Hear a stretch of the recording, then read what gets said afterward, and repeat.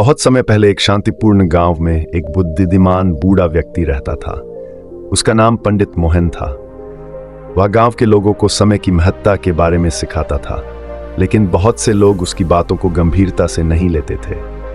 विशेष रूप से एक युवा व्यक्ति रमेश हमेशा समय बर्बाद करता था। वह दिन भर बिना कोई काम किए समय बिताता और सोचता कि कल वह कुछ करे। रमेश दिन रात सिर्फ खेलता, इधर उधर घूमता और सोचता कि अभी करने की कोई जल्दी नहीं है।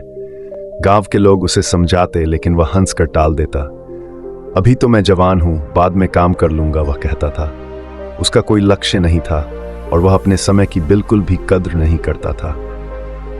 एक दिन पंडित मोहन ने रमेश को पास बुलाया और कहा, बेटा, समय को बर्बाद मत करो। समय एक बार चला जाए तो कभी वापस नहीं आता। जीवन में कुछ बड़ा करने के लिए समय का सदुपयोग करना बहुत जरूरी है। लेकिन रमेश ने इसे हल्के में लिया और बोला, बाबा, अभी तो बहुत समय है, बाद में सब कर लूंगा। समय बीतता गया। रमेश ने कुछ नहीं बदला। धीरे धीरे गांव में उसके सभी दोस्त अपने अपने कामों में व्यस्त हो गए। किसी ने खेती शुरू की, किसी ने पढ़ाई, तो कोई शहर जाकर नौकरी करने लगा। लेकिन रमेश के पास न कोई काम था और न ही कोई योजना। उसकी उम्र बढ़ रही थी और उसे एहसास हुआ कि वह बहुत पीछे छूट गया है। एक दिन जब रमेश के पास न तो पैसा था, न काम और न ही कोई लक्ष्य, तब उसे पंडित मोहन की बातें याद आईं।